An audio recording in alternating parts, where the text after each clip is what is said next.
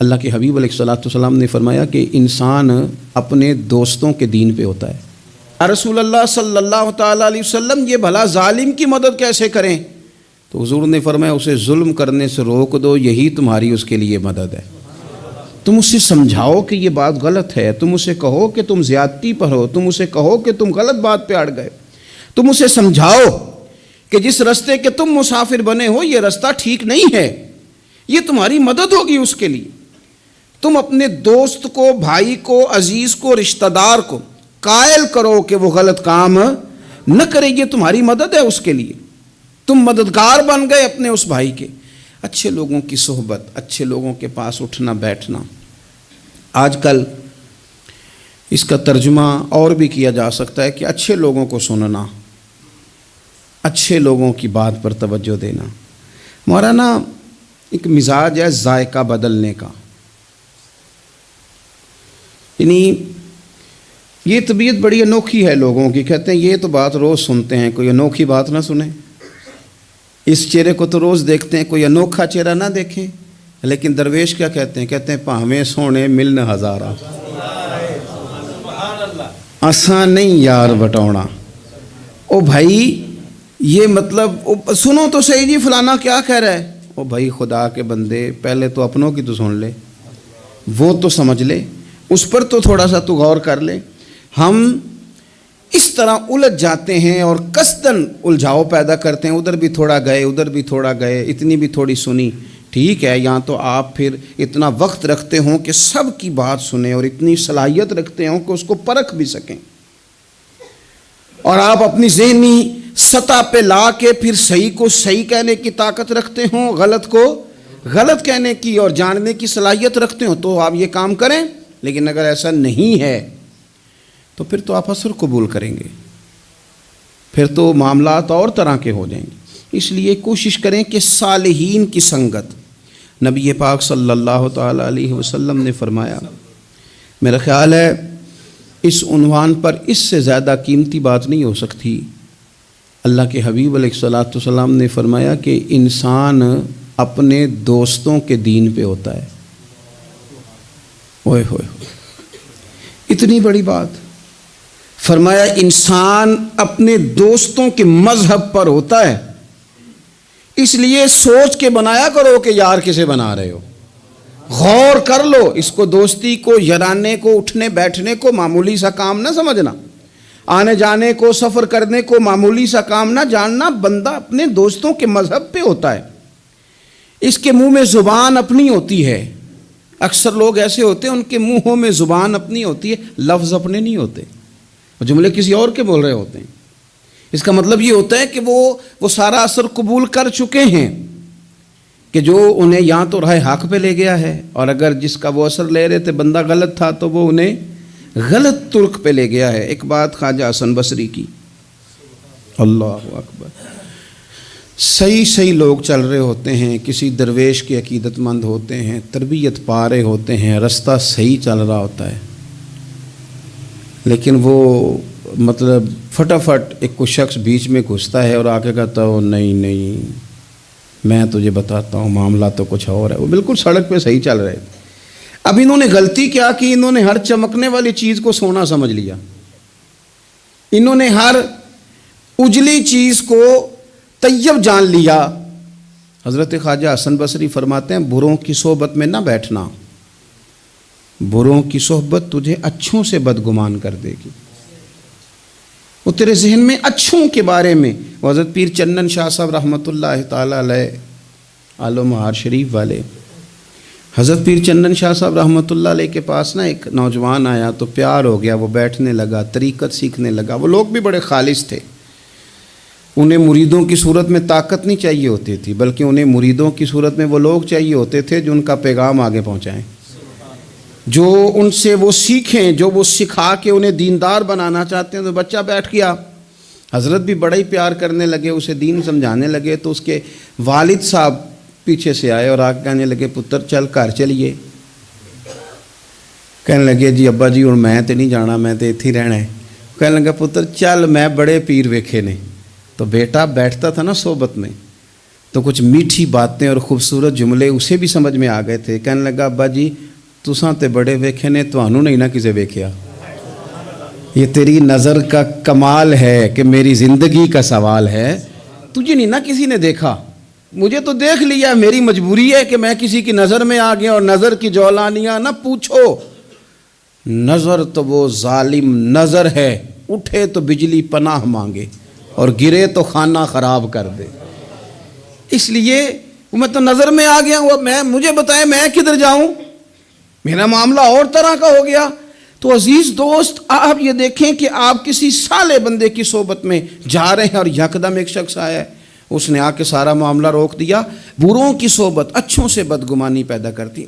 آپ کے دوستوں کا ٹھیک ہونا بڑا ضروری ہے, حلقہ احباب کا درست ہونا بڑا ضروری. آپ نے تھوڑا سا بھی جس کے ساتھ سفر کرنا ہے نا, اس بندے کا بھی ٹھیک ہونا بڑا ضروری ہے. ورنہ انسانی ذہن میں بعض لوگ ایسے سوالات چھوڑ دیتے ہیں کہ وہ سوالات نہیں ہوتے, وہ وسوسے ہوتے ہیں. وہ تو ایک جملہ کہہ کے گزر گیا, اور انسان ہے کہ وہ لڑتا رہا, جد و جہد کرتا رہا. مجھے بڑی اچھی طرح بات یاد ہے, میں اپنے احباب میں سے سمجھ لیں یا بہن بھائیوں میں سے نہ کسی کے ساتھ کو تھوڑا بہت خیر کا کام کرتا تھا اپنی توفیق کے مطابق. تو ایک دن میں دوبارہ سے اسی سلسلے میں اپنی خدمت کے لیے حاضر ہوا تھا. تو میں واپس لوٹا تو ایک صاحب مجھ سے کہنے لگے کنا کچھ تو سائیں پار چانا ہے, دیکھ رہے ہیں سالوں گزر گئے. میں آپ کو اپنی بات بتاتا ہوں. تو واقعی میرا ذہن الجھنے لگ گیا. واپس آنے تک میں نے کہا یار یہ کب تک, یعنی کہ تو ہر روز کوئی نہ کوئی بات سنا دیتے ہیں کہ فلانی بھی مجبوری ہے, فلانی بھی, کب تک یہ کرنا ہے. میرا ذہن خاصا الجھ گیا اور میں بڑی عجیب سی کیفیت میں چلا گیا. میں اسی پریشانی کے عالم میں تھا کہ میں نے طبقات امام شورانی کھولا. ویسے ہی بائی دوے تو سامنے ایک بزرگ کا قول آ گیا. وہ کہنے لگے یاد رکھنا بندے بندوں کے محتاج نہیں, بندے رب کے محتاج ہیں. اور اگر کوئی بندہ کسی کا بھلا کرتا ہے نا تو بس اللہ نے اس کی ڈیوٹی لگائی ہے, باقی دے اللہ ہی راہ ہے. بندے بندوں کے محتاج. اگر کوئی بندہ کسی کو کچھ دیتا بھی ہے تو وہ اللہ کی دی ہوئی ڈیوٹی سر انجام دیتا ہے. بندے او ہو میرا تو رو رو کے برا حال ہو گیا. اور میں نے کہا تو کیا سوچنے لگ گیا تھا, تو کچھ ہے. میں مسکین پرانا خادم کسے در ملی نہ ٹوئی, تے واصف یار نے نظر جو کیتی تے واصف ہی ہوئی. وہ پتہ سارا ہے نا سردار نو کیتیاں دا, اے دا پردہ چپایا ہی چلو بھلا ہو سی.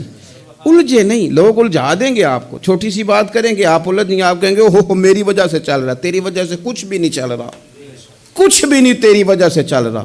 بڑے بڑے تھے جو قبروں میں لیٹ گئے, ہوئے نامور بے نشاں کیسے کیسے, اور زمین کھا گئی نوجوان کیسے کیسے.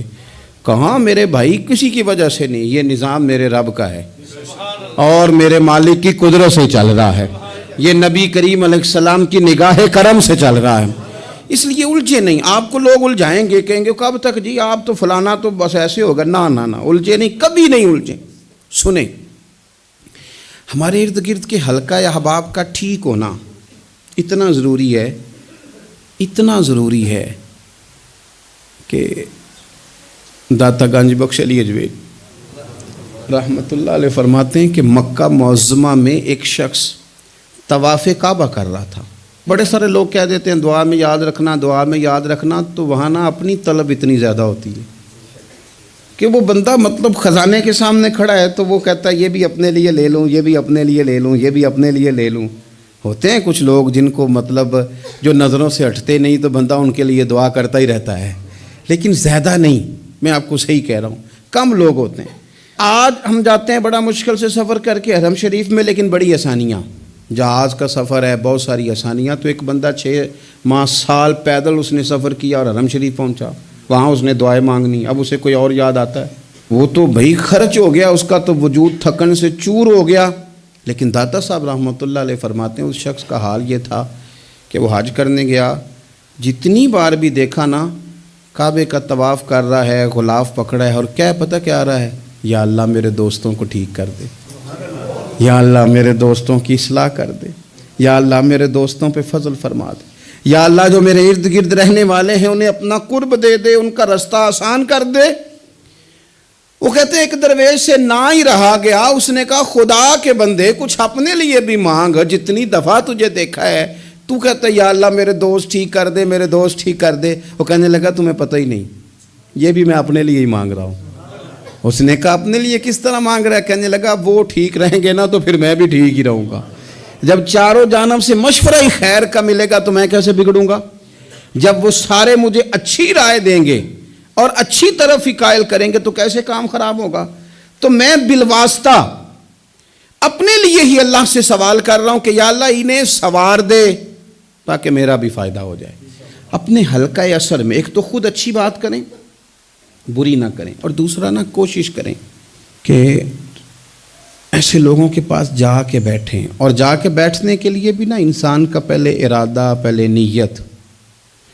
ہم جب کسی جگہ جاتے بھی ہیں تو ہماری نظریں اتنی طائرانہ پہلے پڑتی ہیں، اتنی تنقید کرتے ہیں، پہلے ہم نے اپنے ذہن میں جو خاکہ بنایا ہوتا ہے نا کسی کا، پہلے اس میں اسے تولتے ہیں، پہلے ہم پوری طرح نچوڑ کے دیکھتے ہیں کہ کون سی چیز صحیح ہے اور کون سی غلط ہے۔ اس ذائچے میں اگر کوئی پھر بھی پورا اتر آئے، پھر بھی اس کی کہی ہوئی باتوں کو اس ذوق سے قبول نہیں کرتے۔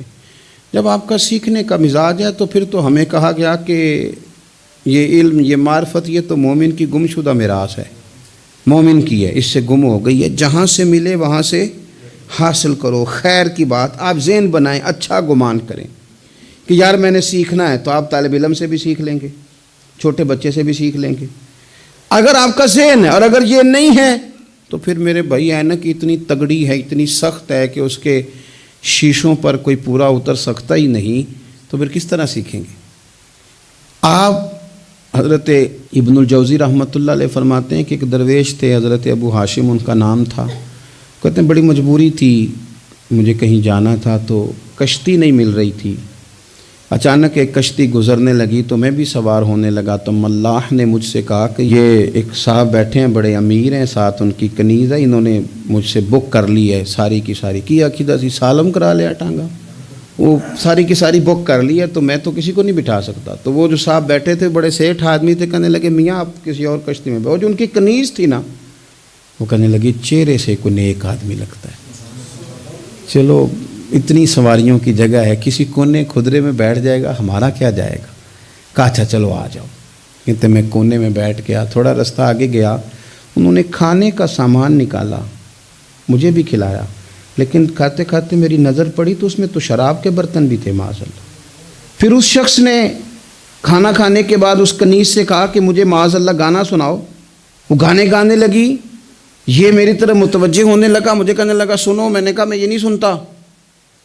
پھر میری طرف شراب بڑھائی، میں نے کہا میں نہیں پیتا، تو کہنے لگا تو کیا سنتا ہے، تو کیا سنتا ہے، تو کہنے لگے میں سناؤں کیا سنتا ہوں۔ کہا سنائیے، فرماتے میں نے قرآن پاک پڑھنا شروع کر دیا۔ کچھ لوگ، میں آپ کو یقین سے کہتا ہوں، کچھ لوگ ایسے ہیں جن کی زندگی دور گزر گئی ہے مسجد سے، انہیں کو بندہ چاہیے جو تھوڑا سا جا کے پیغام حق سنائے۔ یعنی ان کو پتہ ہی نہیں ہے کہ دین میٹھا کتنا ہے، حسین کتنا ہے، قرآن میں چاشنی کتنی، سرکار کی تعریف کا، نعت خوانی کا رنگ کتنا شاندار ہے۔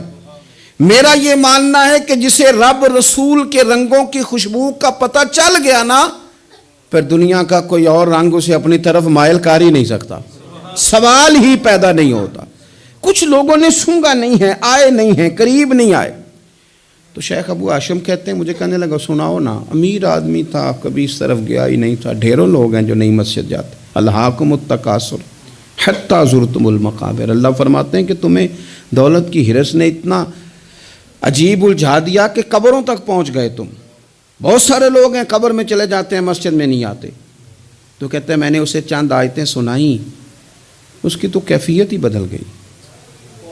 کہنے لگا مولانا زندگی بڑی گناہوں میں گزری ہے، اب توبہ کر لوں تو مالک معاف کر دے گا؟ کارنامے خطرناک ہیں، پیچھے رجسٹر کالا سیاہ، معافی ہو جائے گی۔ دولت بڑی تھی تو پھر ہم نے بھی شراب کباب شباب میں اڑا دی ساری، معاف کر دے گا؟ تو کہتے ہیں میں نے کہا ہو بندے کے آنے کی دیر ہے، اس کی رحمت تو فوراً ہی قبول کر لیتی ہے۔ ویسے بھی عدل کریں تے تھر تھر کمبن، اونچیاں شانہ والے تجھے فضل کریں تے پھر تے بخشے جامن میرے جے منہ کالے۔ کہتے اس نے اس کنیز کو آزاد کیا، دولت اللہ کی راہ میں خیرات کی، 40 سال میرے ساتھ رہا، پھر میں نے اس کی زبان سے سوائے خیر کے جملہ نہیں سنا۔ ایک کی بات کرتا تھا، کہتا تھا شیخ کاش آپ مجھے تھوڑا پہلے مل جاتے، زندگی سے یہ گلہ ہے کہ تو ذرا دیر سے ملا ہے، پہلے مل جاتے نا تو شاید میری زندگی کے کچھ اور دن بن جاتے، تھوڑی دیر اللہ والے کی صحبت۔ آپ فرماتے ہیں پھر وہ 40 سال کے بعد میرے سامنے انتقال ہوا، میں نے ہی دفن کیا، میں نے ہی قبر میں اتارا، جنازے کا اہتمام بھی میں نے ہی کیا، میرا یار تھا، دل لگ گیا تھا، پیار ہو گیا، میں پریشان رہتا۔ ایک دن خواب میں مل کے مجھے کہنے لگا فکر نہ کر، میں نے اپنے رب کو بڑا ہی مہربان پایا ہے، میں نے اسے بڑا کریم پایا ہے، معاف کرنے والا پایا ہے، درگزر کرنے والا پایا ہے، اس نے فضل فرما دیا، میرے گناہوں پر اس کے عفو و درگزر کا قلم چل گیا ہے، اور میرے حق میں جو فیصلہ آیا ہے وہ رحمت والا ہی آیا ہے، فضل والا ہی فیصلہ آیا ہے۔ عزیز دوستو، تھوڑی دیر کسی نیک آدمی کی صحبت، ایک تو یہ ہے کہ وہ صحبت تقوی کی طرف مائل کرے گی، تو برے آدمی کی صحبت نا آپ کی طبیعت میں ہیجان پیدا کرے گی، ہیجان۔ وہ لوگ ہی ہوتے ہیں جو مل کے کہتے ہیں چھوڑ ساری دنیا داری ہے، پیسے ہوں تو سارے ٹھیک ہیں، یہ لوگ ہی ہیں جو یہ سبق بھی پڑھاتے ہیں، وہ لوگ ہی ہیں وہ کہتے ہیں چھوڑ یار، کون سے درویش، کون سے مولوی، کون سے دیندار، سب اسی طرح کے ہی ہیں، یہ لوگ ہی ہیں جو کہتے ہیں چھوڑو میاں تم کس چکر میں پڑ گئے، ابھی تو اتنی عمر پڑی ہے۔ یہ سب چیزیں ہیں۔ ہمارے صاحب رحمۃ اللہ علیہ ارشاد فرمایا کرتے تھے کہ بڑے بڑے گھروں کے مہمان نہ بننا، ورنہ بڑے بڑے اونچے اونچے مکان تمہارا بھی دل چاہے گا، کبھی میرا بھی اس طرح کا گھر ہو جائے نا۔ بڑے بڑے اونچے اونچے منصب دار لوگوں کے پاس نہ جانا، ورنہ تمہارا خیال بڑھے گا۔ دعوت کے لیے جانا، پیغام حق کے لیے جانا، وہ معاملہ ایک الگ ہے، لیکن اس شوق سے جانا کہ یہ بڑا آدمی ہے، فرمایا تمہارے لیے مشکل ہو جائے گی۔ تمہارا دل کہے گا کہ تو اتنے بڑے گھر میں کیوں نہیں رہ سکتا۔ اور پھر میں نے یہ بھی دیکھا ہے کہ بڑے بڑے خیر والے لوگ تھے لیکن صحبت بری مل گئی، لوگ نہیں ٹھیک مل سکے، مشیر نہیں ٹھیک مل سکے، معاونین نہیں ٹھیک مل سکے، رستے میں رہ گئے۔ صحیح بخاری میں ایک بادشاہ کا واقعہ ہے، بادشاہ کا۔ میں نے جب اسے پڑھا تو میں حیران ہی رہ گیا کہ یہ جو مشیر وزیر ہوتے ہیں یہاں تک لے جاتے ہیں بندے کو۔ ہمارے ایک وزیر صاحب نے تھوڑے دن پہلے کہا ہے بیچارے نا خبروں میں رہنے کے لیے اس طرح کی شرارتیں کرتے ہیں، اس کی وجہ یہ ہوتی ہے کہ ملک کا نظام تو چلتا نہیں، تو پھر وہ چاہتے ہیں کچھ لوگوں کو ادھر الجھا دو تاکہ وہ اصل سے ان کی توجہ ہٹ جائے۔ انہوں نے کہا جی قائد اعظم اسلامی ملک نہیں بنانا چاہتے تھے، تو کون سا بنانا چاہتے تھے؟ پاکستان کا مطلب کیا؟ لا الہ الا اللہ محمد رسول اللہ صلی اللہ علیہ وسلم۔ میں آپ کے جواب میں صرف اتنی بات کہوں گا کہ جو پاکستان بنانے والے تھے نا وہ آپ کی طرح کے لوگ نہیں بنانا چاہتے تھے، آپ کی طرح کے لوگوں کے حوالے نہیں کرنا چاہتے۔ ہمارے لیڈروں کا یہ حال ہے کہ اس طرح کے لوگوں کو مشیر بنا لیتے ہیں، وزیر بنا لیتے ہیں، یہ کتنی رکاوٹ پیدا کرتے ہیں، کتنی تباہی کرتے ہیں۔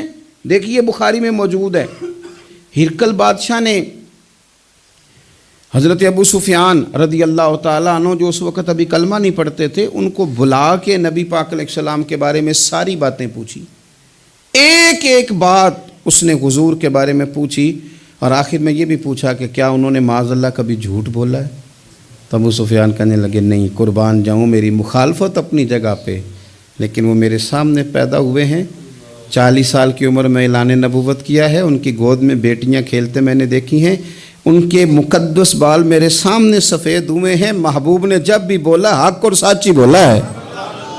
اس کی نا طبیعت میں دین اتر گیا بادشاہ کی۔ اس نے اس کے جواب میں بڑا خوبصورت جملہ کہا، کہنے لگا جس نے بندوں سے کبھی جھوٹ نہیں بولا وہ یہ جھوٹ کیوں بولیں گے کہ میں اللہ کا رسول بن کے آیا۔ اس کی طبیعت تسلیم کر گئی کہ نبی پاک علیہ الصلوۃ والسلام سچے اور آخری نبی ہیں، اور اس نے اظہار بھی کیا، کہنے لگا مجھے یہ تو امید تھی کہ اللہ کے آخری محبوب علیہ السلام اپنی شانوں، عظمتوں، رفعتوں، بلندیوں سمیت تشریف لانے والے ہیں، پر یہ نہیں پتہ تھا کہ وہ اہل عرب میں سے آئیں گے۔ اس نے کہا میں جلدی سے حاضر ہو کے نا حضور کی اطاعت قبول کرتا ہوں۔ لیکن بادشاہ تھا نا، بڑا آدمی جو ہوتا ہے نا وہ اپنے ماحول کو ذرا تھوڑا ساتھ لے کے چلنا چاہتا ہے۔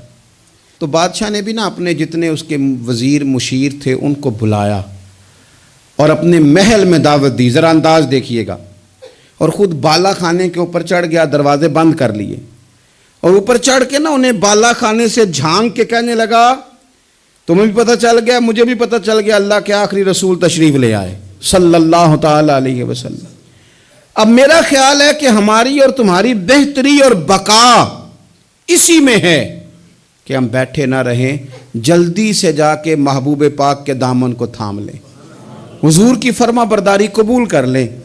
اب جب بادشاہ نے یہ بات کی تو وہ جو وزیر تھے، مشیر تھے، ان کی حالت اتنی خطرناک ہو گئی کہ وہ تو دروازوں کی طرف دوڑے کہ کھولیں گے اور نوچ لیں گے بادشاہ کو، یہ کیا کہہ رہا ہے معاذ اللہ۔ اس قدر زیادہ ان لوگوں نے اظہار کیا استغفر اللہ معاذ اللہ دین سے دوری کا۔ جب بادشاہ نے یہ کیفیت دیکھی نا، اوہو، بندے دیکھ کے رب رسول سے دور رہ گیا، کہنے لگا نہیں نہیں بھائی، نہیں، میں تو صرف تمہیں آزما ہی رہا تھا کہ تم اپنے دین کے ساتھ کتنے پختہ ہو، ہم نہیں کہیں بھی جا رہے، ہم یہیں رہیں گے، یہی ہمارا دین رہے گا۔ ان وزیروں نے، مشیروں نے، دوستوں نے، قریبی لوگوں نے رسول اللہ کی غلامی میں نہیں آنے دیا۔